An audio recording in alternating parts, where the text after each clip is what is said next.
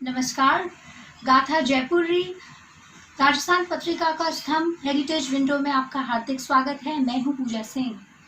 दर्शकों, जयपुर का संबंध महामारियों से बहुत पुराने साल से है। हमारे जयपुर को प्लेग, हैजा और टीबी ने भी बहुत परेशान किया।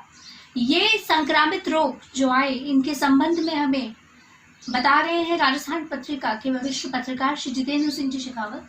जितेंद्र जी, प्लीज हमारे दर्शकों को ये हैजा टीबी का जो उस समय दौर आया था और हमारी जनता किस तरीके से परेशान हुई, इसके बारे में बताइए। ढूंढाड़ रियासत में संक्रामक रोगों का बरसों पहले पुराना संबंध रहा है। या पहले प्लेग आया 20 साल तक, और प्लेग के बाद 1920 के बाद हैजा और टीबी के रोग ने लोगों को जकड़ लिया। ये महामारी इस तरह से फैली कि लोगों का जीना मुश्किल हो गया, और यहाँ का जो शासन तंत्र था उसके लिए बड़ा मुसीबत का कारण बन गया था। ये इसलिए था कि एक तो बरसों तक यहाँ की सरकार प्लेग से लड़ी, लोगों को मदद की, और फिर उसके बाद शुरू हुआ टीबी और हैजे का रोग। चेचक भी फैली और चेचक से सैकड़ों लोग यहाँ पर मरे। 1946 में शहर के बाहर जंगल में एक बड़ा अस्पताल खोलने का निर्णय किया, टीबी सैनिटोरियम के नाम से आज जोटवाड़ा रोड पर वो मशहूर है। 400 एकड़ भूमि महाराजा मान सिंह जी ने उसके लिए दी।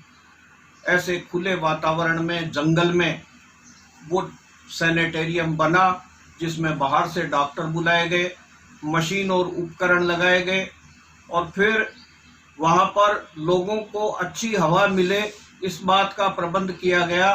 बाहर से आए हुए डॉक्टरों के लिए खुले बंगले बनाए गए। इस अस्पताल का नाम अंग्रेज सम्राट किंग एडवर्ड के नाम पर, जॉर्ज किंग पंचम के नाम पर रखा गया। अस्पताल में सबसे पहले शुरू में महाराजा मान सिंह जी ने 25 लाख रुपए दिए। इसके बाद सेठ बलदेव दास बिड़ला, यहाँ के प्रमुख उद्योगपति थे, उन्होंने इसके लिए अपना अनुदान दिया, और कई तरह के और भी धनाढ्य वर्ग के लोग थे, उन्होंने दिल खोलकर इस अस्पताल को बनाने के लिए दान किया। क्योंकि उस समय ज़्यादातर टीबी का रोग गली गली के अंदर हो गया था, लोग टीबी के कारण परेशान थे, और इसकी दवाई भी उस समय तक इजाद यहाँ पर नहीं हुई थी। गवर्नर जनरल ने इस टीबी अस्पताल को खोलने की सलाह दी थी। वो हुआ यूँ कि पूरे हिंदुस्तान में टीबी, हैजा और इस तरह के रोग फैले।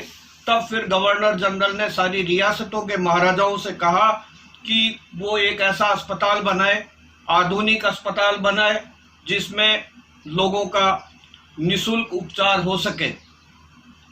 यहाँ के आला हाकिम थे सर गोपीनाथ पुरोहित, उन्होंने भी इसमें बड़ा भारी योगदान किया। उन्होंने जितने भी सेठ साहूकार थे जो प्रवासी राजस्थानी थे, उनको आह्वान किया कि वो इस अस्पताल को बनाने में अपनी मदद करें। तब उन सेठ साहूकारों ने खुले दिल से अस्पताल के लिए मदद की और चंदा दिया। शास्त्री नगर में मोचियों की छबील है, वहाँ पर चिकित्सा शिविर लगाया गया। वो नारी का नाका के बिल्कुल जंगल में इलाका था, और वो टीबी के जो पेशेंट थे उनके लिए बहुत सहूलियत की जगह थी, क्योंकि वहाँ पर ऑक्सीजन भरपूर लोगों को मिलने लगी थी। और आयुर्वेद विभाग ने रोगों से लड़ने के लिए, की क्षमता बढ़ाने के लिए, शारीरिक क्षमता को उच्च करने के लिए घर घर में जाकर दवाइयों का बांटने का काम शुरू किया। टीबी का रोग ज़्यादा फैल गया था। आयुर्वेद के उस समय वैद्य लक्ष्मी राम जी महाराज थे, जिन्होंने जोहरी बाजार में धन्वंतरी अस्पताल खोला था और मुफ्त में दवा देने का अभियान चलाया गया था। लक्ष्मी राम जी महाराज का आयुर्वेदिक क्षेत्र में उन दिनों बहुत बड़ा नाम था, और जयपुर के लोग उनको प्राणाचार्य के नाम से जानते थे। लक्ष्मी राम जी महाराज के पास में पूरे ढूढ़ाड़ के 1550 गांवों से ही नहीं अपितु दूसरे जो रियासतें थी वहां के लोग भी इलाज कराने के लिए जयपुर आने लगे थे।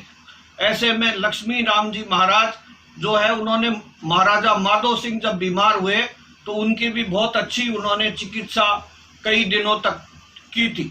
स्वामी लक्ष्मी राम जी के आग्रह पर वैद्य ठाकुरदास जो थे लाहौर के, उन्होंने तपेदिक और हैजा रोग की दवाइयां वहां से बनाकर जयपुर भेजी। उनकी भेजी हुई अमृत धारा बहुत ज्यादा फेमस हुई। अमृत धारा बाद में जब भारत और पाकिस्तान का विभाजन हो गया तब फिर बाद में वो शिमला में अमृत धारा बनाने की कंपनी खुली और वो अमृत धारा बहुत प्रसिद्ध हुई। आयुर्वेदिक, होम्योपैथिक, एलोपैथिक पद्धति से उपचार होने लगा। 1934 में हैजा के संक्रामक रोग ने दस्तक दी, तब भी वैद्य लक्ष्मी राम जी महाराज, वैद्य मुकंदेव और वैद्य आनंदी लाल आदि ने अपनी सेवाएं दी। बेहद रोचक जानकारी दी आपने। दर्शकों, फिर मिलेंगे एक नई रोचक जानकारी के साथ। तब तक के लिए धन्यवाद।